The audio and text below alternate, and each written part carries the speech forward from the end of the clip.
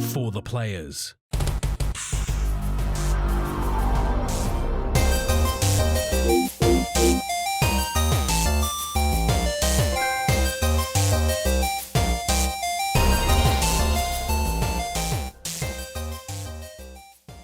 I'm Ryan Betson. I'm Max Cooper. And this is For the Players, the PopCulturists PlayStation Podcast. Over 40 years of playing PlayStation and 10 plus years and that games meeting. But I'd like to thank you for joining us in this PlayStation conversation.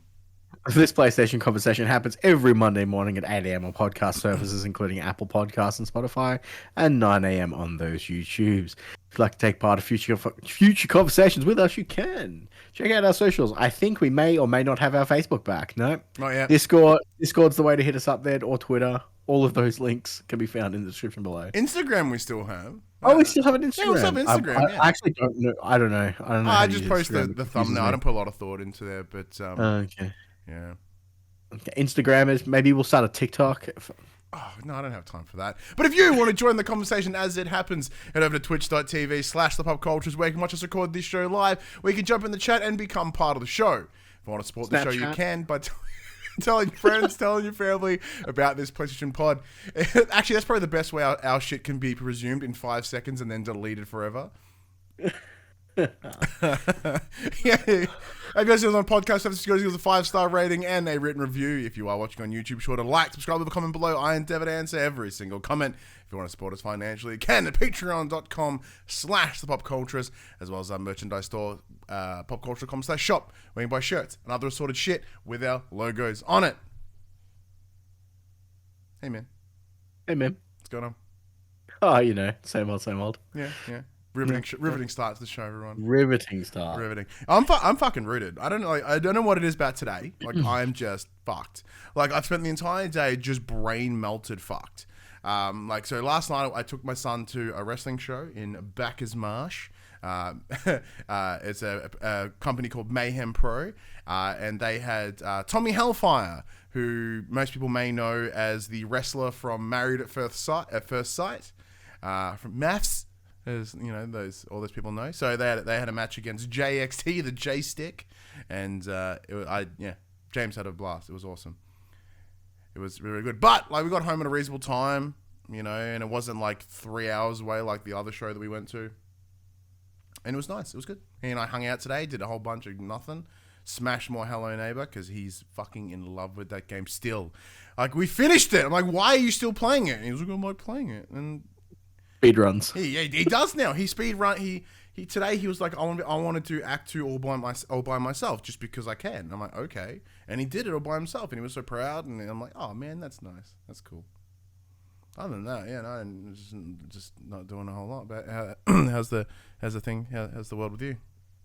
Yeah, not too bad. So we got invoiced our stage 1 of our house builders complete. So Whoop. I now have to fork out 40 grand. Oh, brutal. Which is fine. I mean, I've got it sitting there. Like, it's fine. Oh. We've allowed for this. It's good. Because I was going to say there's a lot of OnlyFans coming up. So that's exciting that things are finally starting to progress. Mm-hmm. So slabs down, our whole frame's up now. So I guess that's the hard part done. Maybe I don't know. This is the part where building the house is exciting because everything happens really quickly because it's the frame, it's the brick, it's everything. And then then they start doing all the internals, and that's what takes the longest. And because you can't see it happening from the outside, it feels like it takes forever. Forever. Other than that, it's been a pretty quiet week. I've, as most of you who listen will know, I work night shifts, and I've tried this really weird thing where I go to sleep before I go to work this week, and it's fucked me. So not only have I not played much this week because I've been sleeping, it's also ruined my sleeping schedule for like the morning before I have to get up and do dad duty when my wife goes to work. So instead of sleeping for 4 to 5 hours in the morning, I'm sleeping for 2.5 hours at night and then 2.5 hours in the morning. So I'm not getting any extra sleep. I'm just breaking that one chunk of sleep up into 2 smaller chunks. Because before we started recording, I said to him, like, hey, isn't that apparently like a really good way to get sleep? Like, you have it in small chunks. You're like, I have a sleep for a little bit here, and then you do some stuff, and you have a sleep a little. Like, the whole big block window sleep is really not a good idea. Turns out. But I mean, it is, but you have to do it more often, and like on a proper schedule. Yeah, not just snoozing before you go to work. So yeah, it's been a really weird week for me because I felt like I've just slept but haven't slept at all. Yeah, it would be really, really weird. Like, so I had some days off last week, and it was one of those things where I had like was it last week? I don't remember when it was, but it was kind of nice because I felt like I'd slept more, but I didn't. Just the fact I didn't have to do anything, like, just sort of nicely recharged it. But yeah, it's the same thing. Like I just kind of sometimes I feel like my nights just go, and I'm like, what the fuck did I do with my evening? And like I should have this time to do something, but it's just disappeared. Like who knows? So like even when I do actually try to sit down and like play a game, it's just not happening. But it does happen. I have been playing a little bit this week, and so have you, but not a whole lot. But there is a game that I have been playing that I can't talk about yet. But when this episode goes live on the YouTubes and on the Facebooks, nope, not Facebooks, YouTubes and the podcast services, keep an eye out for this evening. Something will be going out. Not here, somewhere else, but it is happening. That's one of the things I've been playing. The other thing that went live last week for those that have the PlayStation Plus Extra and above is Stray. It's a kitty cat game from Annapurna. A post-apocalyptic kitty.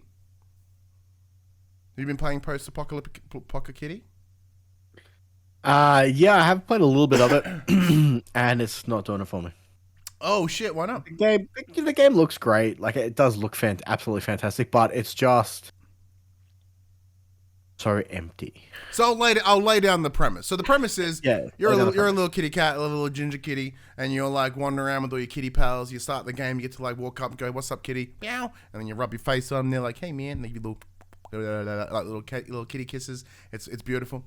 And then you kind of start wandering and you just fall down a hole. And then they're like, "Oh fuck!" And you're like, "Fuck, save me! I'm a kitty and I'm falling. Like I've got 9 lives. This could be really bad for me." And then you land in what looks to be some like a domed off underground city that's like desolate and fucked and it's all run down, and there's little creatures called Zerks everywhere chasing you, trying to suck your kitty blood. But yeah, and then you discover the robots, which, you know, this is everything that you see within the trailers. I'm not going to go into too much more detail because it is kind of like it is quite a pretty on the nose story running through it, and so I'm just not going to like touch upon too much. But yeah, what do you mean by it's empty? Because it's supposed to be empty. That's the point. So, because obviously it's devoid of, there's no combat or anything like that. I find that it's essentially at its core an exploring game, but obviously I'm not that far through, so maybe it kicks into gear in the back end. But I feel that like there's no puzzles or too overly interactivity where I'm at the moment, and I was literally falling asleep playing it. Oh, really? Wow. Yeah. Now, granted, I'm tired all the time, so that didn't change. Let's just, you know, that could just be the fact that I was tired and not. It was just not something that's for me, and that's fine. I just found it to be too slow moving. I basically got to the robot town where I kind of had to start doing tasks for everyone. I'm just like, I'm a cat. Why am I doing fetch quests for you assholes? Cats don't play fetch, dogs do. Exactly. I want to be a fucking nuisance and not listen to people. You know, the game's absolutely gorgeous, and I know one of my friends, Zill, his kid is loving the game so much. He's got like 20 playthroughs under his belt, and he's currently just off world record pace for the speedrun. Wow. Like, all he's been doing since its release is just playing it. Like, he'll get 20 minutes, 30 minutes, 40 minutes into the game and be like, I fucked one bit up, restart. How old's this kid? He's like, what, 12, 13, 14? Damn. Early teens. That's commitment. He's loving it. Yeah. That's amazing. Me, not so much. See, I put like 2.5 hours in. Now, even though there is a trophy for finishing in 2 hours, that's not me. I haven't finished it. Like, I think I'm kind of in like I think it's kind of broken into like 4 parts essentially, and I'm kind of in the second part a bit. So I'm probably just shy of halfway, if not a little bit less. And it is one of those things. Like, yes, it's beautiful. It runs at the 4Ks. It runs at the 60s, according to my lovely new TV, which I haven't talked about yet. Oh, it's so beautiful. With a little game center, nice to tell me the res and the frame rate, which is beautiful. Yeah, so it's running pretty smooth. I think there's a couple of moments where it drops a little bit, but it's not too gnarly. Gameplay is tight. You are essentially a kitty cat, and that's kind of what you do. So the idea is you traverse the world doing kitty things, and you, as you mentioned, doing fetch quests for these robots to try to understand this part of the world that you've entered. And it is one of those things where there's no map markers. There is no map. It's just, hey, here's a direction, and maybe over there, look for this thing, and so hence the first playthrough you get will be kind of slow as you start to learn the map or learn the city, and what marks mean what, etc. Pardon me. So like one of the first big missions that you have to do is collect 4 things and look for these particular signs, and like because it's a desolate sort of rundown slums. There are neon lights. So the neon lights are essentially your map marker, and you're like, hey, they're over there, it's over there, it's over there. How you get there is up to you and your kitty cat power, your prowess, which is kind of fun because it takes away that, it still gives you that direction without being aimless in like a Dark Souls. No, sorry, Elden Ring. Dig it, Elden Ring. But without having the completely like map markers. Yeah, without the hand holding of here's the path, come down the path, as like Horizon Forbidden West as an example. So I kind of like it for that reason. It allows me to go, well, I'm gonna do environmental storytelling, which is pretty fantastic in this game so far, and it's also I'm going to travel how I want. 'Cause it's like it is a platformer, but without really being a platformer, it's kind of not quite there.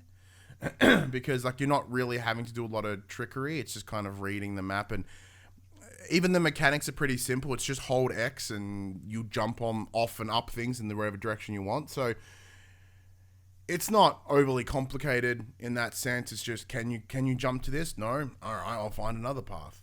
But what I love is there are a couple little random cat-esque things in the world. So there's an area early on where you kind of walk plank, and there's a couple of paint tins, and there's you press triangle, you can knock these paint tins off. Like, well, as a cat, I probably would want to knock those paint tins off. And then like you find a couch, it's like, you want to claw this couch? I'm like, I do want to claw this couch. And then you have to find this person, and when you get there, you just scratch on the door till they answer the door. It's awesome. It's like being a cat. If you ever wanted to be a cat, this is it. This is the answer. It's great. But yeah, so like I said, having not finished, I've not seen it in its fruition. I don't know whether the story pays off or anything at the moment. It feels really small. I mean that not in a bad way. Like it does feel really kind of locked in within the slums area. So it does very much feel like an independent game. Was it sorry? Contained. It does feel very contained. Like it's open world. It's like that open world sort of experience. It does feel very indie, but it's like a high quality indie, and it's like what Annapurna have been doing. I certainly don't think it would have had the success, like the positive outlook, if it wasn't part of PS Plus Extra and up. In the same way that like Bug Snacks. In saying that, it had like 60,000+ concurrent plays on Steam day one. Yeah, and it's one of those things. Like people like cats. Like cats are a thing. Like so if you get a game about dogs, and it's one of those things where if you have a button that just meows, and then you can just meow at things, and you get a trophy for meowing X amount of times. That pissed my wife off so much. She's like, "What the fuck's that sound?" I'm like, "I have to push this button 100 times to get a trophy," and she's like, "Are you fucking serious?" I'm like, "Yeah," and committed to the bit. Meow, meow, meow, meow. That's pretty much what I did. I was like, meow. What I love is you can go up to the robots and you go, meow. And then their face changes. Like, oh, kitty. Like, even robots fucking love kitty cats. And it kind of makes me want to get a kitty cat. Because James wants a pet. And I don't think I can quite do a dog. Because that's commitment and I'm lazy. But a kitty I could do. Fuck, I love cats, man. Like my old cat Rufus was a little black cat. I loved him. I wish I could still have Rufus. But I can't. Cats are the worst. What? Cats are the worst. Cats are awesome, apart from the shitting in a tray part. They're pretty That's sweet. a dickhead. That's why they're awesome. I might have to look into getting a kitty. Well, what else have you been playing apart from Pussy Park Off? I did spend a bit of time this weekend with my son playing Multiverses. So thanks to the team over at Koch Media ANZ, or Koch Media, whatever the fuck how you actually pronounce it. Thanks to Koch Media ANZ, I was given access to the beta, but also with some extras as well. It's a solid like Smash Bros clone. Like it's really fun and really good. Like, I hate Smash Brothers because I say hate's a strong word, but like when there's like 8 different players on the screen, like even my ADHD kind of goes, that's too many things at once. But with this, it's 2-on-2. It's cool branded characters that I care about. Like not having a lot of Nintendo nostalgia. I don't really give a shit about like, you know, it's Mario, it's Luigi, it's some fuck from Xenoblade. Hey, guess what? It's another fuck from Xenoblade. I don't care about any of them. I know it makes your little nerdy heart explode and your little weenie all hard, but it does nothing for my weenie. But when I can play a game where I get to be like, do you want to be Batman? Do you want to punch fucking Ultra Instinct Shaggy? Yeah. Do you want to then have the Iron Giant come in? And I'm like, yeah. And Bugs Bunny gets into him. Like, fuck yeah, I'm in. Hey, what about Jake from Adventure Time? Fuck yeah. This is slowly ticking more and more boxes. Just quickly to throw in a part of a news article here. Guess who else is coming? Oh, Rick and Morty, aren't they? Fucking Rick and Morty and LeBron James. I did saw the Rick and Morty. I didn't see LeBron James. Like, obviously Space Jam, yeah? Yeah. Tits. That's going to be cool. Do you want to punch LeBron James in the face as Batman? Yeah, I sure do. Fucking know I do. So yeah, so James and I, I spent most of the time just dicking about in the tutorial, or the lab as they called it. So we did the tutorial and then we did like the practice mode. So we could just like bust on each other for a little while and just sort of practice all the moves. And he was actually getting some, like, when a 5-year-old can get some quality juggles going on, like, you know, it plays intuitively enough that it's going to be a good time. Which is fantastic. He's like up and just like, you know, bouncing the Iron Giant up and stuff. And there's, I don't know, I think I do genuinely think the buy-in for me is the fact that I like these characters. And it's the same reason, like, even though Nickelodeon All-Stars is cool, I'm like, yeah, Nicktoons. But the Nickelodeon All-Stars is kind of ugly. At least from memory. But where the art style in Multiverses, it's really good. Like, it's cartoony, but it's not.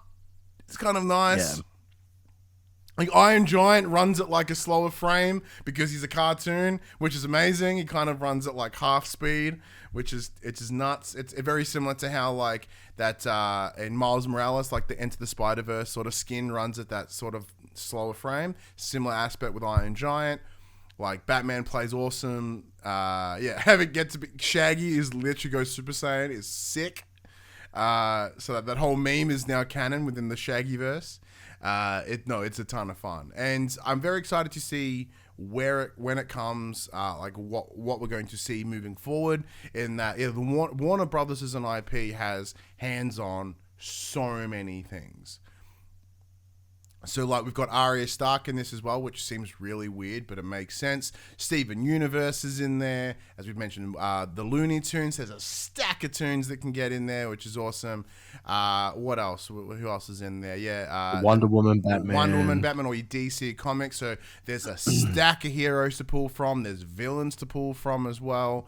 Who else is in there? Steven Universe, as I mentioned. Adventure Time. Like, Adventure Time alone has a bunch of characters that are potential. Even Rick and Morty would be a laugh. Like, I'm sure Pickle Rick will get in there and people will piss themselves because everyone has bonus of Pickle Rick. It has a really good frame, a really good skeleton. Like, it, even though technically, yes, it is kind of a clone of your Smash Brothers, but anyone that, like your Brawlhallas or your Nickelodeon All-Stars or even your PlayStation All-Stars, they are all mimicking that same style that Smash Brothers made famous. But at least in my experience, none of them really have grabbed me. except for this one. This one's kind of grabbed me. Now, whether it be the emotional connection of playing with my son, I do think that certainly plays a part. I'm not dumb enough to go, oh, like I think that's part of it, because he and I just had fun bussing shit, and he was getting really into it. It's probably part of it. Now you Max, you're not playing. You have not been playing it in the open beta, but you played in the closed beta, yeah? Yeah, so I played it like a month-ish ago. I was lucky enough to get a. I signed up for the beta. I got a code through Warner Brothers Club thing, whatever the hell it's called. I played it way back when. Yeah, I think I mentioned on the show. I enjoyed it. The characters are really cool. It's probably the closest to Smash Brothers a clone can get. It did feel quite good. It did feel. I think I mentioned at the time, it feels a little bit more floaty than what Smash Bros do. Yeah. So similar to how I would refer to like Halo being more floaty than Call of Duty. Yes. All your jumps and stuff just seem a little bit higher. You seem to get a bit more hang time, all that stuff. The aerial combat in Multiverses does seem to be prolonged as opposed to Smash Bros. Yeah. I think there's extra air dodges in Multiverses, so you can, instead of one dodge and then you're locked out from everything in Smash Bros, I think you can do it like 2-3 times in Multiverses. Because you can jump, so it's a little bit more dodge, then land your double jump, and then dodge again, and sort of, and then punch, and like you can, the time in the air can really sort of. So it feels more forgiving when attempting to get back onto the map once you've been knocked off, which is awesome. But I must admit, I have not dove back into it since. We spoke the other night, and you're like, hey, I got a code, let's play, and I'm like, yep, sounds good. And then I fell asleep when I put. And then we both just sort of wandered off, yeah. Because you're like, yeah, let's play Multiverses. I'm like, yeah. I ended up watching Once Upon a Time in Hollywood. You fell asleep, and I was like, oh yeah, we're gonna play Multiverses, weren't we? Oops. Yeah, that's sometimes like that. Like when we rolled credits on Outriders. We did roll credits on Outriders. So that was like, well, you rolled credits. I had already rolled credits, but you rolled credits. Yeah. So last week, Max and I, literally after we recorded the show, I think you and I sat down and we went through and we ran the second half of Outriders World Slayer together. We did a pretty good job. We didn't get too decimated. We were running at World Tier 9 or 10. We ended at 10. Yeah, we ended at 10, which is pretty sweet. Like, we got into the final fight against the big boss woman, and fuck, we had spec'd so poorly because 20 minutes and we took like 5-7% of her health off, and we were just like laying constant fire into her. It was Which was like, like 20 minutes in, I'm like starting to fall asleep because nothing's happening. I'm just running around in circles, just spraying the boss, and just nothing's happening. So yeah, and then we're let's do this. It's this tomorrow. So we did, and then when we booted up the next night, you were like, hey, I went and did this. I got some drop pods or whatever, and I tinkered with this and that, and this should fine. And sure enough, I think we did it in one go. We don't think we we didn't die again. We kind of did it in one go, and we saw the end of the story, which was fun, and then the end game stuff kicked in, and we tinkered in there for a little bit, and I'm like, let's go do something else now. But final thoughts on World Slayer. It's fucking awesome. Like, it's fucking awesome. If you, as I said before, and I'll repeat it, if you love Outriders, then you will love World Slayer. Is everything that is great about Outriders, but more. In that you have more tiers to work on. There's more loot. There's more enemies. There's more fun. It's more co-op. It's more endgame. It's more better endgame. It's not too long in that you'll see the completion, and because you're essentially running through a new set of world tiers, which is the Apocalypse tier, the PAX tiers, the Accolade tiers. Like it kind of nicely rejuvenates you. Like, so if you had done or at least what you felt everything the base game had offered, then you're jumping into this DLC and it opens all up again. Now, you also get 2 extra skill trees. Yeah, 2 extra skill trees, which is awesome. Which even the run that you and I didn't max out that skill tree. Yeah, no, so I haven't either. It's kind of incentivizing me to go back and like, well, I want to see what the end of the skill tree looks like. So it's kind of within your interest to run it again, or at least continue running that post credit stuff. But yeah, no, it's absolutely fantastic. Like, People Can Fly have done a really, really good job with Outriders, and I do think one of the biggest disappointments, quote unquote, about this game is how it was treated at launch. In that, with it being a Game Pass game, it kind of having some networky issues and some minor problems.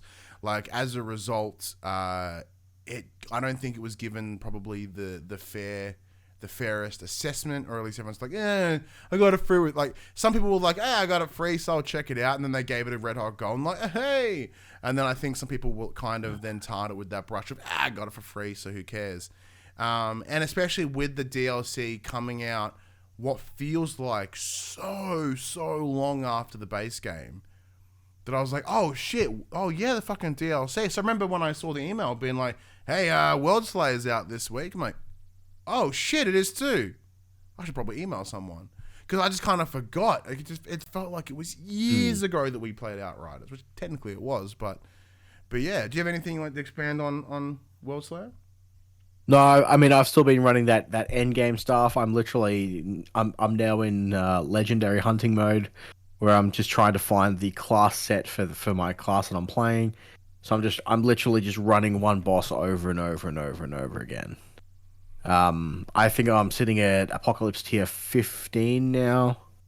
Nice. I'm primarily playing the end game solo, which is fun. Yeah, no, it's still fantastic. Like to reiterate what you said, if you love the base game, this is definitely going to be right up your alley. It's just fantastic. So, I've actually having to start using the cover shooting base system. Yeah, because previously you just sort of ran around and truck. Yeah. So the build I have, I just drop a bunch of turrets that inflict every single status ailment, and I heal off everything that I damage with a status ailment. So normally I can just run around in fucking circles as long as I'm hitting something. But now things hit so hard that I sometimes can't out-heal it fast enough. So I've got to use that cover. Yeah, and that was one of the great things I really enjoyed, because you're like, hey, because like I came in with my Pyromancer who just set fire to everything and just caused a lot of burn, ash, and explosion damage.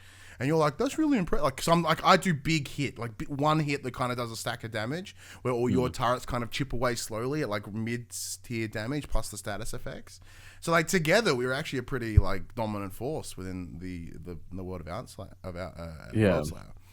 But yeah. Go check that out. I don't know how much it is, but I really hope there's more DLC coming to Outriders. I don't think there is, but it ends in such a way that there's always more. I don't think they've quite closed the door on that one. But there was another game that you have been playing, Max. Yeah, two. So I got a code for Match Point Tennis Championships from Kimmel. That was from the dev team. So that came out. That game came out about 3 weeks ago. Yeah, 3 weeks ago. I believe it was one of those day one releases on Games Pass as well. So I've been playing it on PS5 because we got a code for that. It is your standard tennis game. So I have been playing. Because you go, hey, I want to play this tennis game. Yeah, I didn't realize you were a tennis guy. And like, what inspired you to want to play this? Is it like the old Sega games? Was it AO? Like, what was it? Yeah, so I used to play Topspin. Yeah. And I'm shit at them, but I kind of like all the sports games. I do like them. So I'm like, hey, tennis is fun. I'm gonna play tennis. This one's got Nick Kyrgios in it. He's always a good lad. I'm not enjoying it. Is it one of those? Is it arcadey? Is it simmy? And where are we sitting? It's arcadey. Okay. So it's the same as pretty much every other tennis game. Each of the face buttons are mapped to like your top spin, your flat spin, your lob, your slice. Each different hit is mapped to the face buttons, and then you've got your you can hold down one of the triggers to alternate between like lob and drop shot and all that fun stuff. But you have to have really quick reaction time. So once you push the button to input, the longer you hold it down, the more powerful your shot. But there's a little, essentially a little hit icon as to where the ball's going to land on the other side of the court. So you have to very quickly swivel your stick around to try and get it to where you want it to hit before the ball passes you by, essentially. And the game just feels So you have to plan your shot before you hit it? Yeah. Okay, that's kind of cool.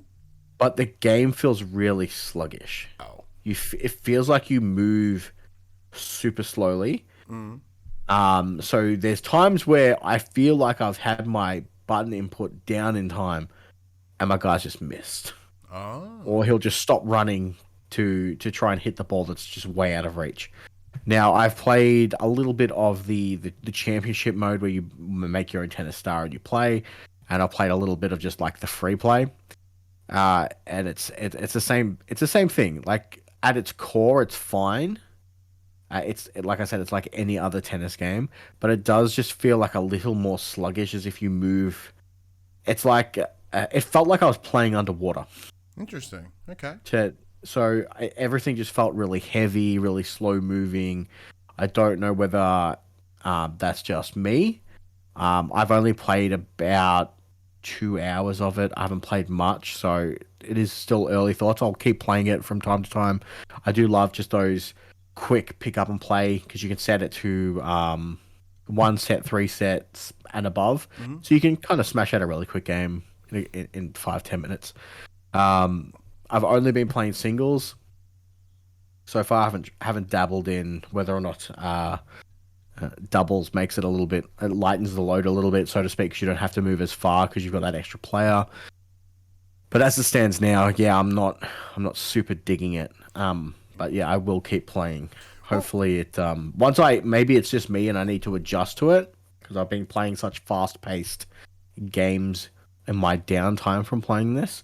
So this just feels slower in comparison, and it kind of just escalated that, or whether or not it is actually the case. That makes sense. That does make sense. So similar to yourself, I myself, I'm not a big sports fan in general, but I do find myself sort of interested by some sports games like baseball. I love, so MLB The Show is a must play for me every year.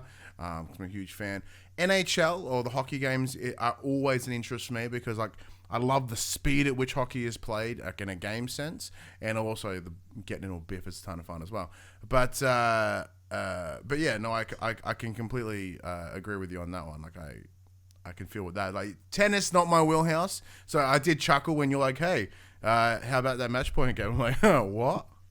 But commitment to yourself. You played it. You checked it out. You're like, did you fucking sign up for a code for this? I'm like, yes, yeah, because I can log it. Like we both have access to the same Keymailer account. I log in and I'm like, oh, let's have a look at what the fuck. Did you intentionally ask a match point? Like, yeah, I did. I'm like, all right, fair enough, mate. Good on you. There you go. Fucking play it. There you go. Have fun.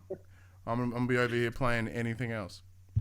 And the other game is Disgaea 6.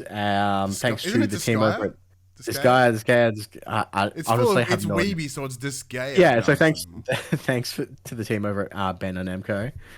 I have managed to get like 20 minutes of this gameplay because I have not played anything this week. Yeah. You were like, oh man, Disgaea sounds bad. I'm in. I'm super keen because it's that tactical grid based combat from like similar to like Fire Emblem or Final Fantasy Tactics. Like this is cool. I want to check it out. Having not played any of the previous titles, I've dabbled in a few of them, but I've never played any of them to fruition. This one doesn't carry on from any of the previous games. It does have cameos from a bit Final Fantasy-esque that way. I believe. So you play as Zed, who is a zombie, and basically all you want to do is kill the god of destruction, terrorizing your netherworld. And every time you die, you get reincarnated, and you're stronger, and you're in a different nether realm, and you want to kill that god of destruction, and you just keep cycling. So. That kind of sounds mad. Why did I in the first tutorial battle, I'm doing like 10k damage. I've like 9 million health. Why? Okay, so apparently yeah, one of the new really mad. Apparently one of the new systems that they added into this game is an auto battle function, so you can kind of just be like, I just hit start, and it'll just play the battle out for you. Do the best possible thing you can possibly do, which is kind of boring. Defeats the purpose of playing a tactical game. But I haven't played past the tutorial yet. So that's my goal for this week, is to jump further into that. Hopefully I'm not sleeping every bloody night, because that's the only time I play games. I've had of the last week, I've had my PlayStation on twice, because I've just been snoozing. Need to reset every once in a while. Yeah, that makes sense. Because in the same way, a couple of months ago, I took some time away from playing games in a heavy fashion, and it wasn't until like I got nicely reinvigorated. Just to see me when I take time off work, I nap. Yeah, you do. Like my wife will be like, "Hey, what's up?" and I'll be like, on the couch. Well, it does happen, like because when shit went down at the back end of last year, and I lived with you for a couple of months, you had Christmas off, and it was one of those things where I was like, "Hey, what's Max doing?" Oh, he's out.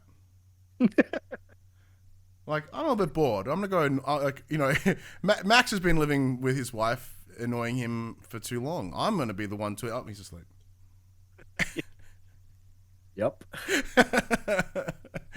But my mom's coming down to visit soon, so she's gonna stay for like a couple of weeks. So oh shit, games. Get some fucking sleep-ins, and I'm gonna have I probably won't play any more games. I'll probably just want to hang out with mum. Yeah. See her that other. Mama Cooper she's tons of fun. But I'll definitely get to fucking sleep in at least. So she is good fun.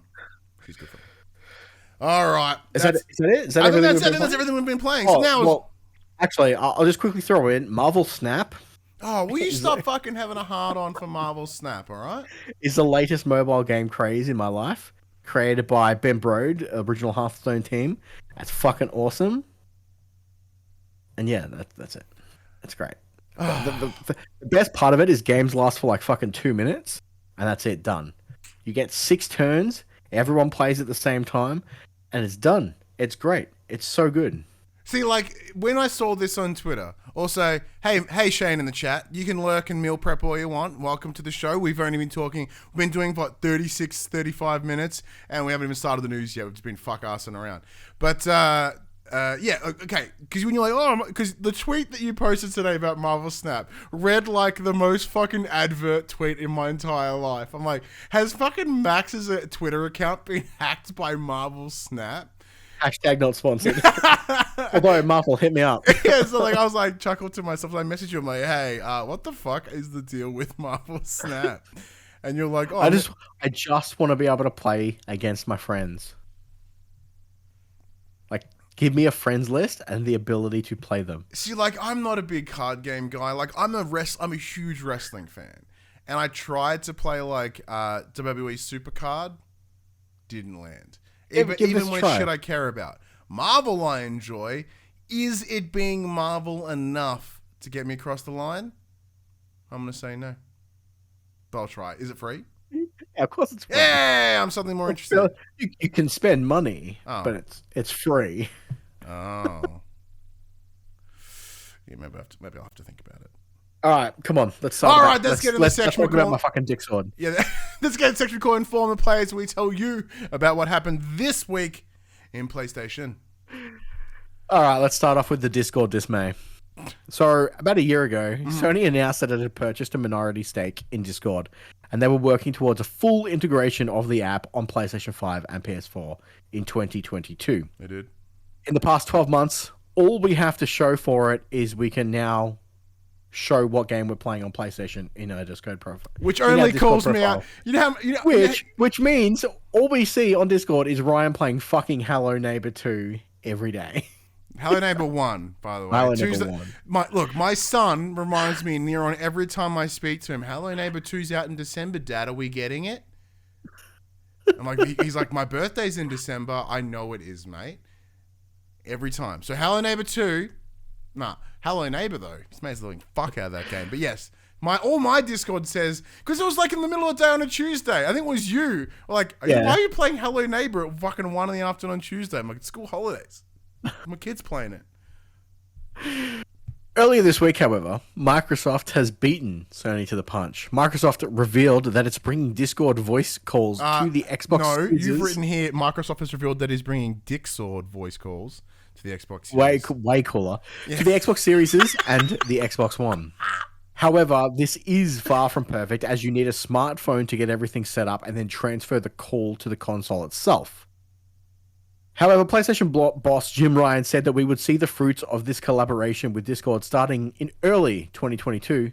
It's now late July, and we're kind of still waiting. The fuck? Give me my Discord chats. Well, because one of those things, party chats are fine, not awesome, but Discord's better.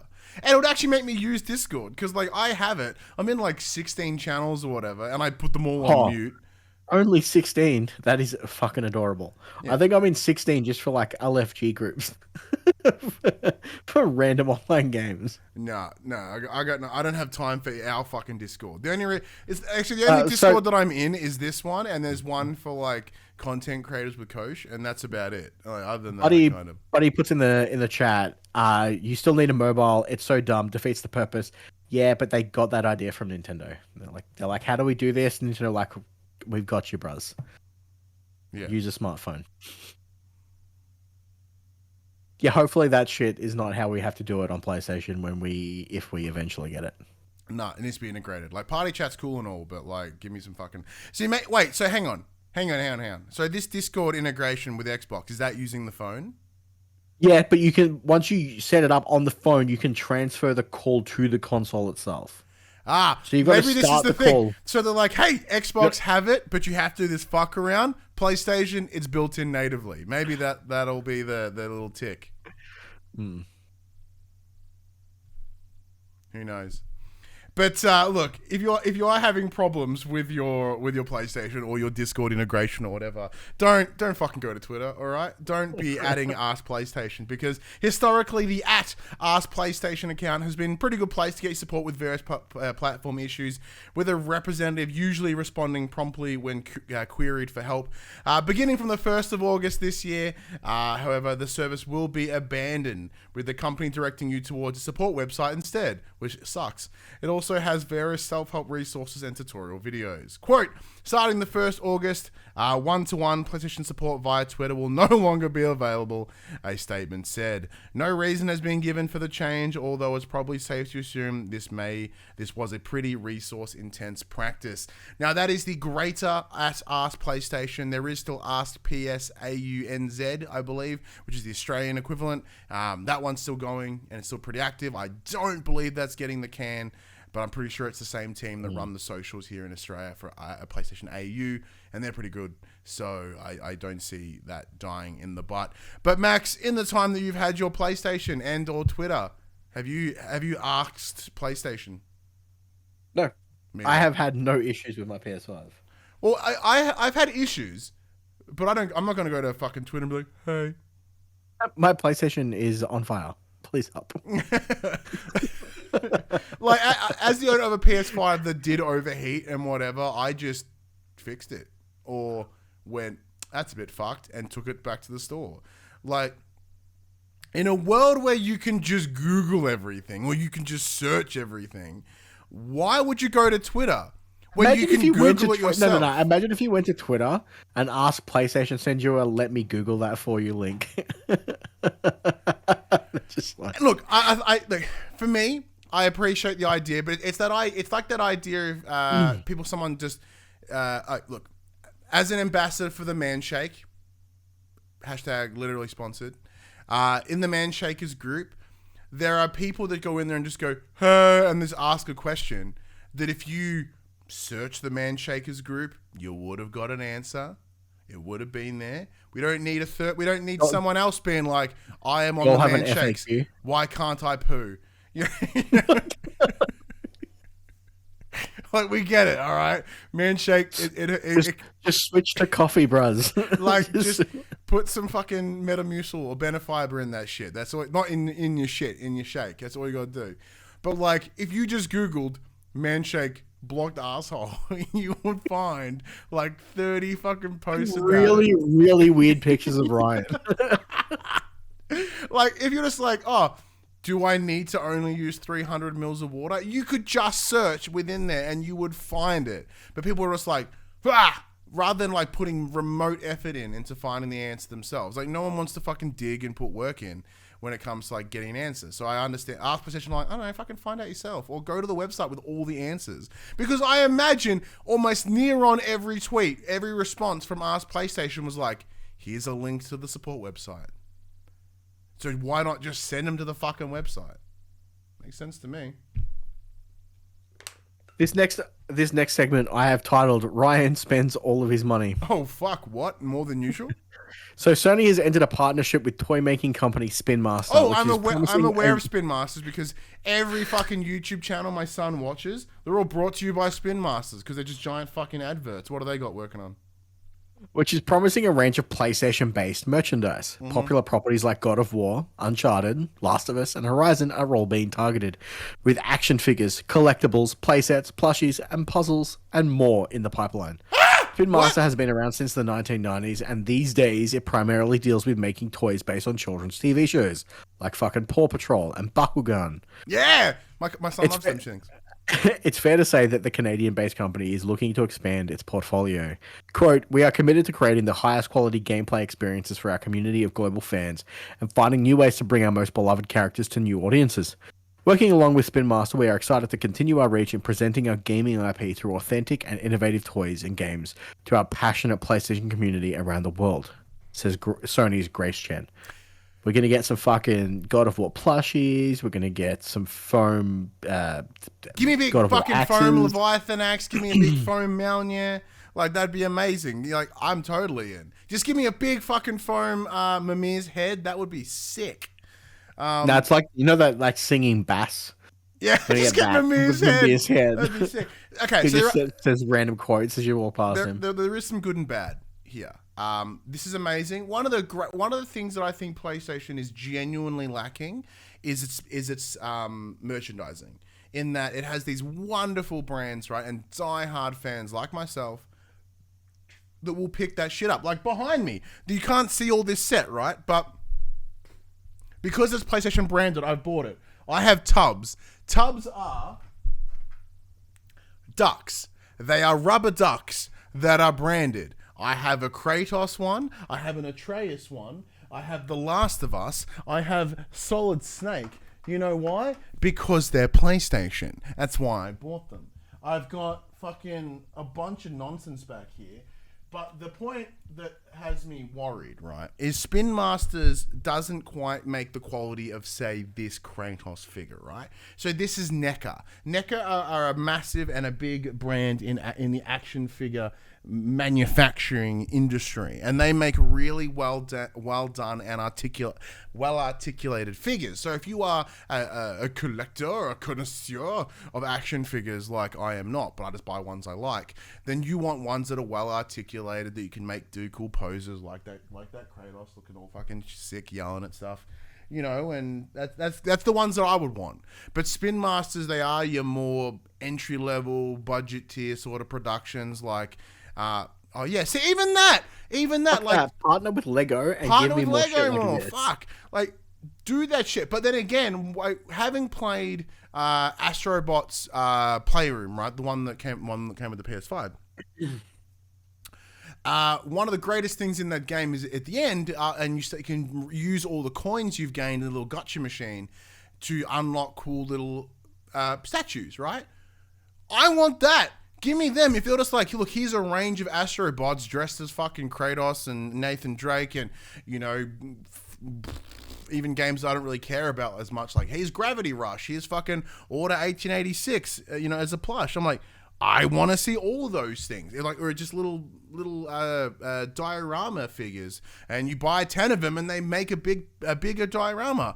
I'm fucking in. I would buy all of them, disgustingly so. And I hope that this is a step in that direction, because even then, from a merchandising standpoint, PlayStation has the PlayStation Store. I believe it's UK and America only. So you can buy really cool shirts and cups and mugs and all this other nonsense, but it doesn't ship worldwide. And like, I am so shameless that I have their branding literally tattooed on my arm. So what makes you think that I wouldn't buy a mug? I have on my desk at work, there is a PlayStation branded mug. There is a PlayStation branded glass.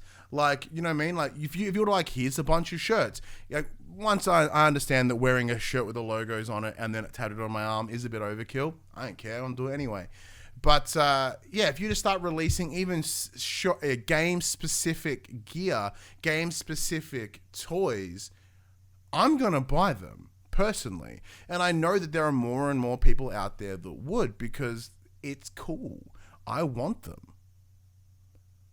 Now, Max, as someone that like I know you collect the vinyls, the pop vinyls, which I'm something that I'm a big fan of. Look, there you go. Point proven. I fucking hate pop vinyls. Guess what I did? You know why? Because PlayStation. Good camera freeze. Oh, look at that branding. That's that. I'm not going to change it. I'm going to let it sit on that camera freeze for a minute, just to like, I don't know. Okay, I'm going to turn it off. All right, there we go. Max, do you care enough? Does this entice your front area? Not at all.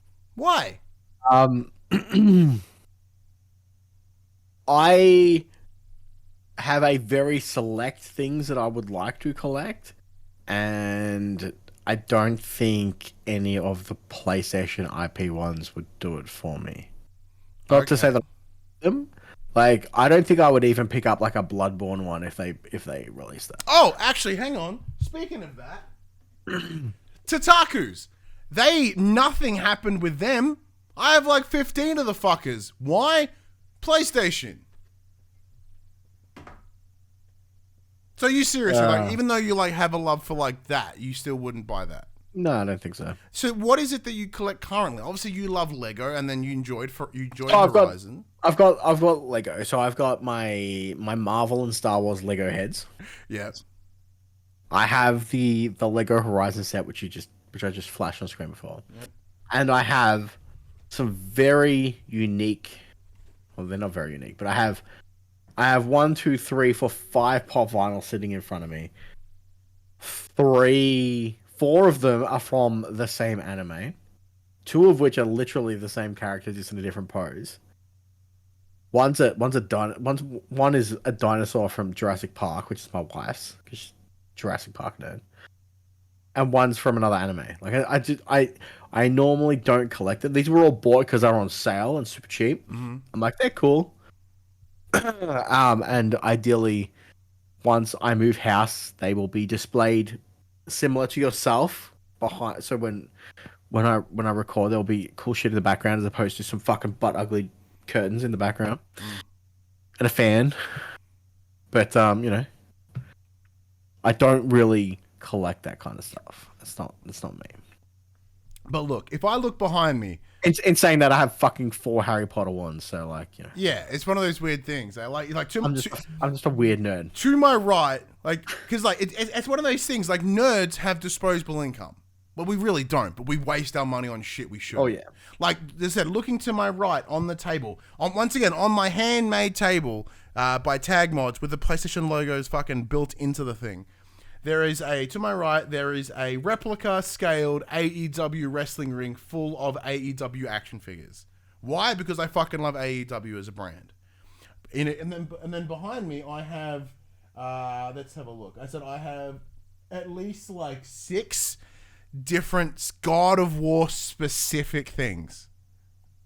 In my lounge room, I have the God of War 2018 remaster poster framed with 2 statues next to it. I've got Last of Us like shit everywhere. I've got Horizon shit everywhere. Like, I have my old PlayStation shit everywhere. Like, it's just one of those things. Like, it baffles me that like it's taken this long for them to even consider this. But Buddy in the chat jumps in. They go, I also hate pop vinyls, but I own 2, Joel and Willie. I don't know who Willie is. Oh, no, sorry, Ellie. No, they did correct that. Because I have 2 pop vinyls, Joel from The Last of Us and Groundskeeper Willie from The Simpsons. Second one, not so relevant, but I understand the appeal. Make way for Willie. I don't think that's a pop vinyl. I think that's a different kind of Speaking of The Last of Us, though, as the title of the episode suggests, and pretty much the big news piece for the week. There has been massive leaks this week, Max, and this is the interesting thing. Hence the way the episode's titled. It's brand new gameplay leaks of a game that you've already seen 2 times before, so it's not really a leak because you've already seen it. It's like, it's kind of this weird line of like, is it spoilers? Is it isn't? Is it really a leak that we should be hyped or sad or worried about? Like, how do we sit with it? But yeah, after the leaks early this week, Sony and Naughty Dog have published a 10-minute deep dive into the development of the PS5 remake. The video covers the project extensively, sharing many comparison shots between the PS4 Pro and the PS5 versions. Along with gameplay, some of the top-level features included in the PS5 remake are a permadeath mode, which looks sick, a dedicated mode for speedrunning, which I'm sure gets you all excited, many new unlockable costumes for both Joel and Ellie, all earned through game. It appears to be not purchasable, at least in the video. And more than 60 accessibility options, as they mentioned, The Last of Us Part 2, an award-winning accessibility supported game. One of the biggest being audio descriptions, and we're talking about as in, Ellie enters the room, she looks over at Joel is lying on the thing, he's doing the other, which is tops. And there is also a model viewer, which that model viewer could make some really cool little fucking statue spin masters, just saying. In the video, Neil Druckmann says, quote, more than 2 years ago when we were finishing The Last of Us Part 2 and we were working on those flashback scenes for the first game, we got excited with the idea of the, oh man, what if we made The Last of Us Part 1 to look as good, if not better, than what we've done with The Last of Us Part 2. We felt like if we do that, we could actually come even closer to our original vision of what the first game would have been had we not been constrained by technology. Master the Deep Dive focuses on gameplay changes, including a feature called motion matching, PS5 DualSense control support with haptic feedback and adaptive triggers implemented, and the workbench animations taken from The Last of Us Part 2. Max, how do you feel about this? Like I said this last time, I just don't care. I've played this game twice. They've sold it to me twice already. It's going to be the third time. This is version 3. And I just don't think that having adaptive triggers and small animation changes is going to make that much of a difference for me. Mm-hmm. The game looked fantastic when it came out. It looked even better when they remastered it for PS4. And I don't think this is enough to bring me back to play it again for the third time on PS5. Interesting. It makes sense. Like, I think your stance is very similar to the majority of the consensus, I'd imagine. But there are some that are super positive and some that are real negative. If you've never played this game before, please play this version. Yeah. Like, don't play the others. But if you've like I said, I've already experienced it twice. I don't think this is going to make me love it any more than I already do. Yeah.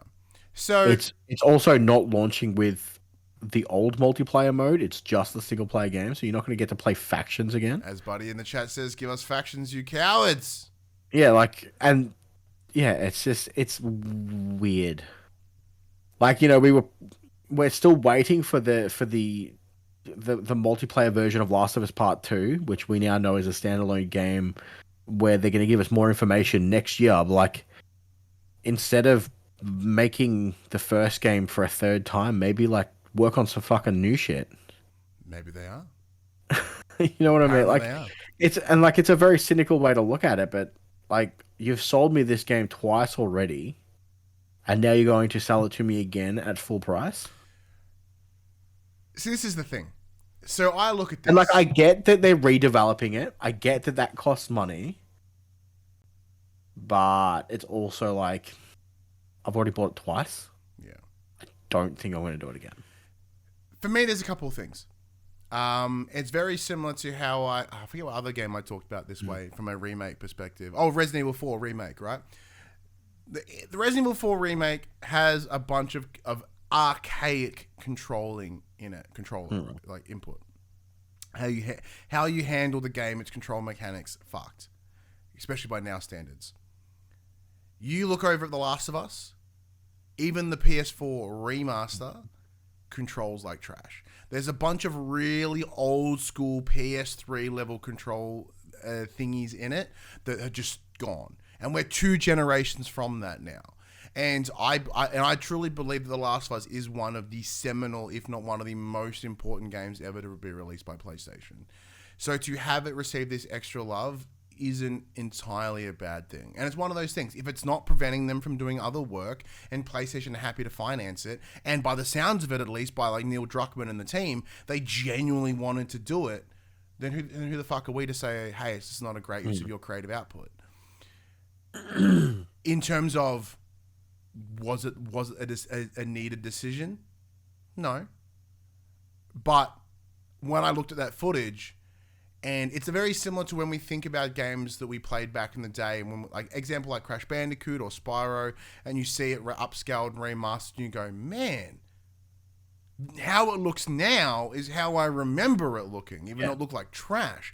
And same goes here, because like what I'm seeing in this footage that they showed in this 10-minute video, to me is I'm seeing like lighting, like it's lighting, it's details, all these little things that just make the world so much better. It's everything that I having played Horizon again recently, going, oh, I love this, to then go to Forbidden West and be like, oh my god, this world is just amazing. In the same way that it like what they're doing is the core that is The Last of Us, which is the Joel and Ellie story, is still fundamentally brilliant, and it will be, and that won't change. They're not fucking with that. They're not like going in and giving an alternate ending or anything like that. They're still giving you the exact same game that you'd want, from a story perspective, that you'd love. But I guess maybe not quite like George Lucas, who went and fucked with Star Wars and added like a bunch of shit in here and there. Like, it's not changing everything in such a dynamic way that, you know, suddenly, you know, Tess isn't Tess. Her name's Trev now, and they've replaced it with a different character. Like, it's still the game, it's base game. It's just prettied. It's more in line with its sequel, which is, you know, especially with the TV series around the corner. To me, this seems like a great idea. Now, admittedly, part of my positive spin on it is from my beautiful first world access supported place where I can go, hey, PlayStation, can you please send me a code? And they go, yeah, sure, no worries. Like, I'm very aware that my privilege plays a role here. If I had to pay $125 for this, I'd be like, get the fuck out of here. But if taking the price out of it and just looking at it objectively as a creative piece, I'm fucking in. Because there's things that even you to see, like what made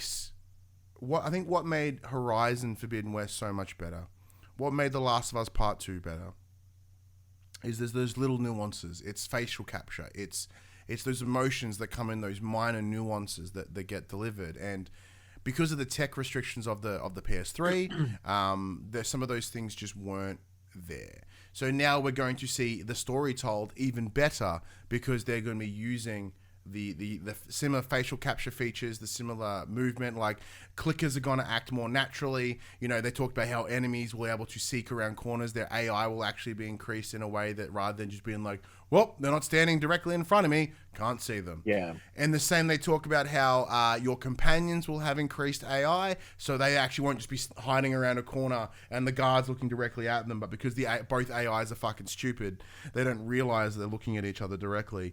So those little things that just make the world bigger, better, more dynamic, more real. It's just those things that is what gets me excited. And yeah, I'm personally totally in. But in terms of this uproar about these leaks coming out, I'm with you. It's the same game.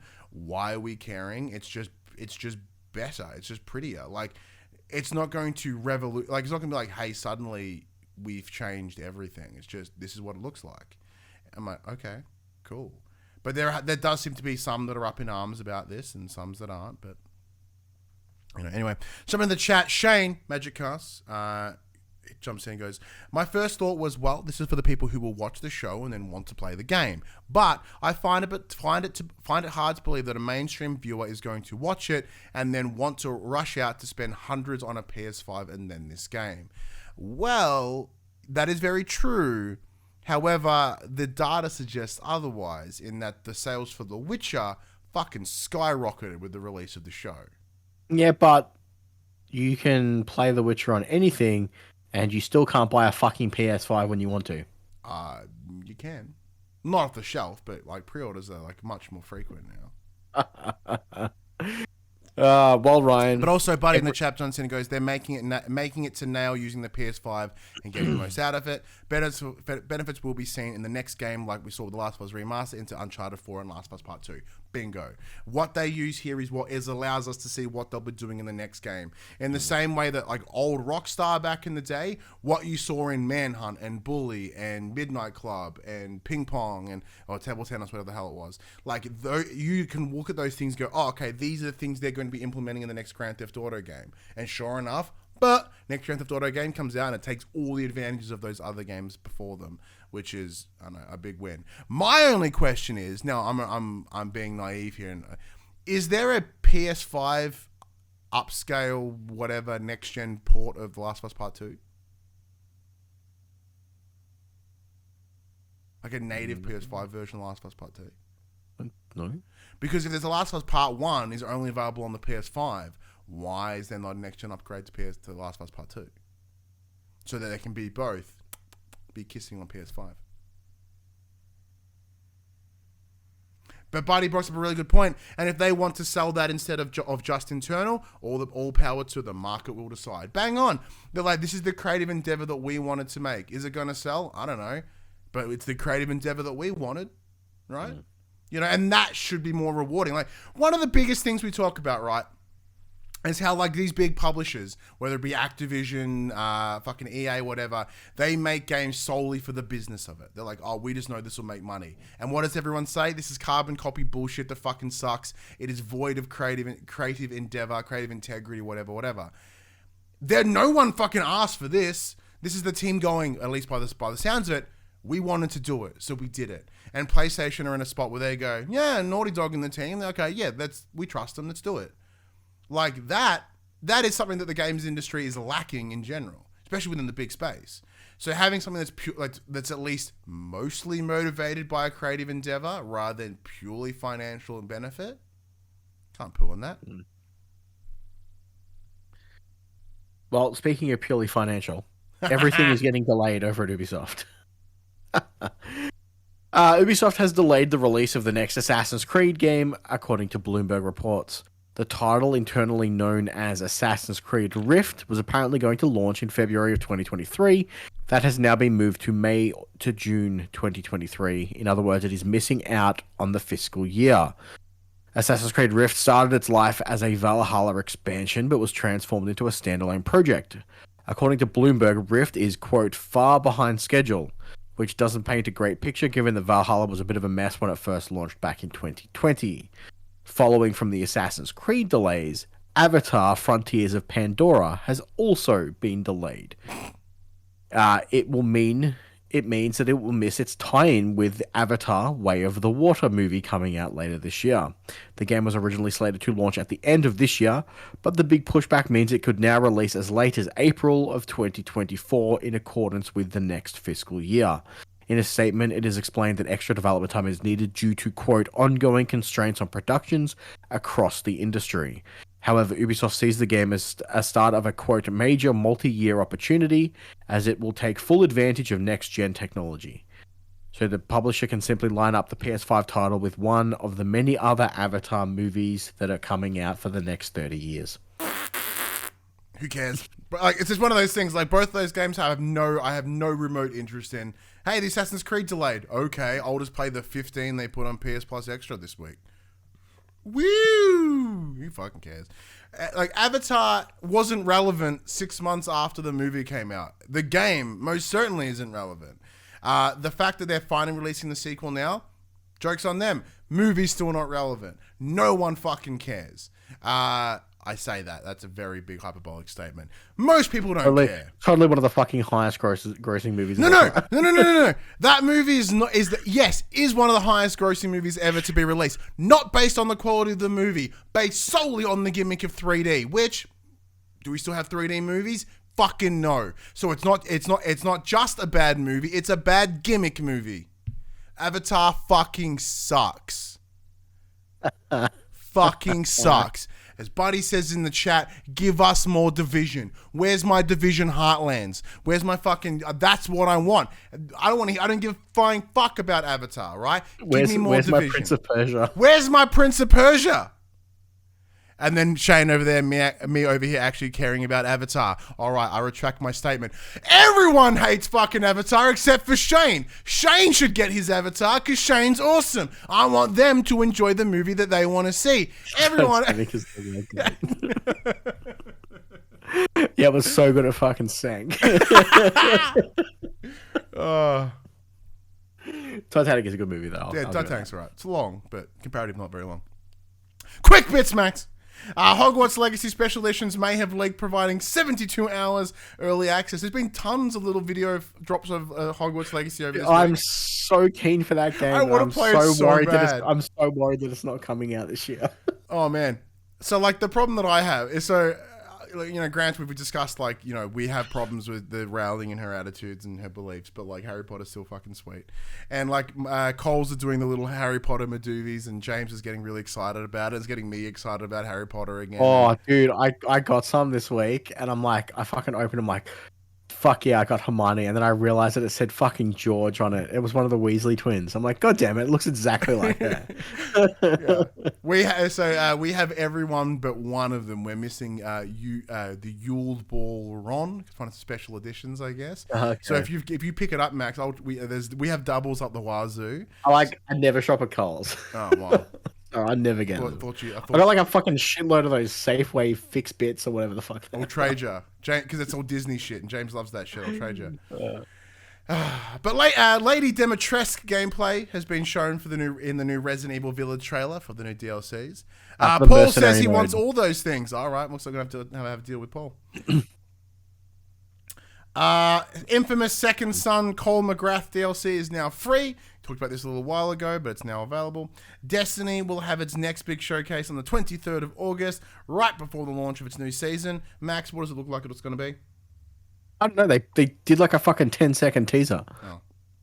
Oh. Saints Row has gone gold a month ahead of its release, and a bunch of preview stuff went up this week, and it looks awesome. It looks like all this what you'd love about Saints Row, but now gets my nips hard.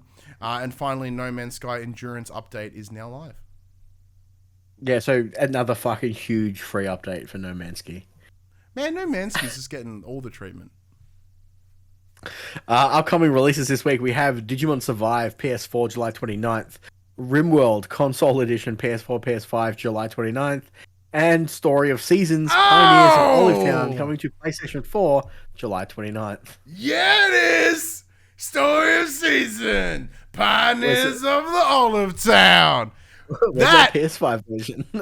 That is the game you need to play this week, ladies and gentlemen, because everyone knows how much I love Story of Seasons and Harvest Moon and farming games. That is the game you need to play.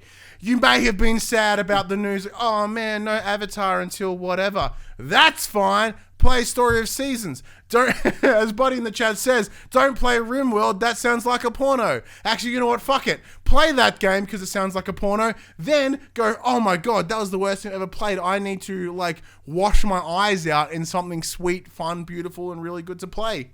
Story of Seasons. Just totally play it.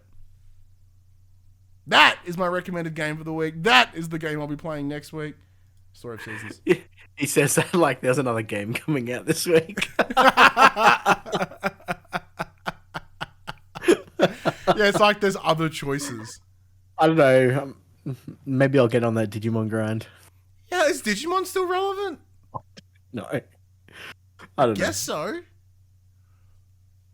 No, it's the children who are wrong. Yeah. Speaking of still relevant, I don't think we are. So let's wrap this show up, Max. Send us home. Well, everybody, this PlayStation conversation happens every Monday morning at 8 a.m. on podcast services, including Apple Podcasts and Spotify, and 9 a.m. on those YouTubes. If you'd like to join, if you'd like to take part in future conversations with us, you can. Check out our socials. Discord, Instagram, and Twitter, because our Facebook is still fucked. Check them out. The links can be found in the description below. If you want to join the conversation as it happens, head over to twitch.tv/thepopculturists, where you can watch us record this show live, where you can jump in the chat and become part of the show. If you want to support the show, you can by telling your friends, telling your family about this PlayStation Pod. If you are watching us on podcast service, sure, give us a 5-star rating and a written review. If you are watching us on YouTube, be sure to like, subscribe, and comment below. I endeavor to answer every single comment.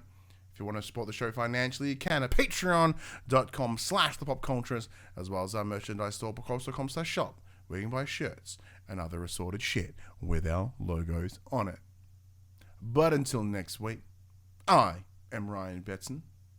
I am Max Cooper. And that was For the Players. You can really tell where all the 3 beers I've drank kind of kicked in, eh? Like, just towards the back end, I got real fucking enthusiastic and energetic and a little bit ranty. And I was like, look, Max, I have to record another show after this. I don't have time to get ranty. Then I proceed to get ranty. I can only blame myself.